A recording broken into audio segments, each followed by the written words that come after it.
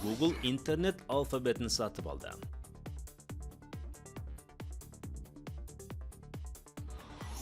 Facebook'ке арналған тағы бір шынайылық. Цукерберг толықтырылған шынайылыққа қатысты жоспармен бөлісті.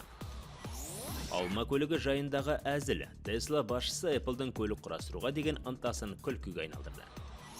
Армысыздар, бұл Planet бағдарламасының кезекті шығарылымы.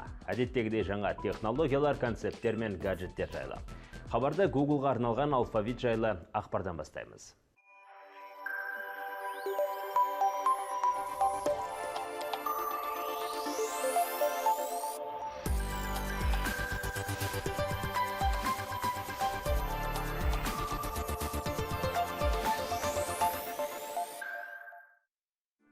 Осыдан бірер ай бұрын Google алфавиттің қол астына өткен еді. Сол кезде іздеу алпауыты холдинг болып қайта өзгерді.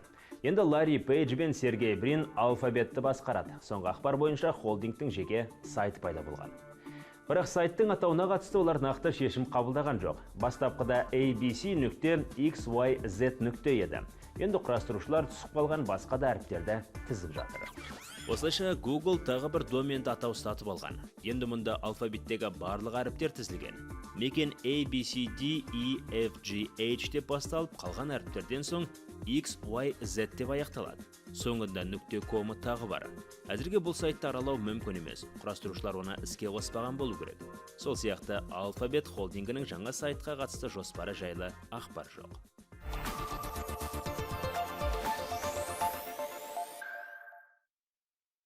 Facebook қызмет аясын кеңейтуде. Жақында компания басшысы Марк Цукерберг толықтырылған шынайылық технологиясын жетілдіруді қолға аламыз деген мәлімдеме жасаған еді. Facebook'те виртуалды шынайылыққа қатысты жетістіктері жетерлік. Өткен жылы компания Oculus Rift стартапын сатып алған еді. Олар виртуалды шынайылық көзілдірігін құрастырумен айналысатынын естеріңізге саламыз. Енді міне оларды толықтырылған шынайылық қызықтыруда. Компаниядағылар атап өткенде олардың міндеті толықтырылған шынайылық технологиясын қол жетімдету. Oculus Rift зерттеу бөлімшесінің басшысы Майкл Эбраштың сөзіне қарағанда, өнертабысты дүниеге келу үшін уақыт керек. Өйткені виртуалды шынайылықтан қарағанда толықтырылған шынайылық әлдеқайда күрделірек. Осы ретте бірқатар қиындықтар туындайды.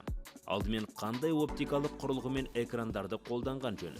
Киюде оңай құрылғыны қалай жасау керектігін анықтап алу керек.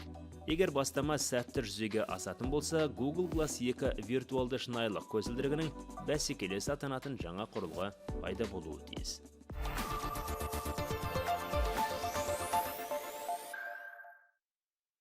Алма сағатына арналған мессенджер. Facebook компаниясы watchOS 2 платформасында хабарлама алмасуға мүмкіндік беретін қосымшаны іске қосты. Енді әлемдегі ең ірі әлеуметтік желінің қолданушылары ақылды сағат бетінде дыбыстық хабарлама жазып, бір-бірімен тілдесе алады. Әрине, Apple Watch экраны мәтін теруге арналмаған. Соған қарағанда мессенджер бетінде дыбыстық хабарлама жазып, стикер мен эмоджи смайлдарын теру қарастырылған. Егер кеңейтілген хат жазатын болсаңыз, гаджеттің басқа түрін қолдануға тура келеді.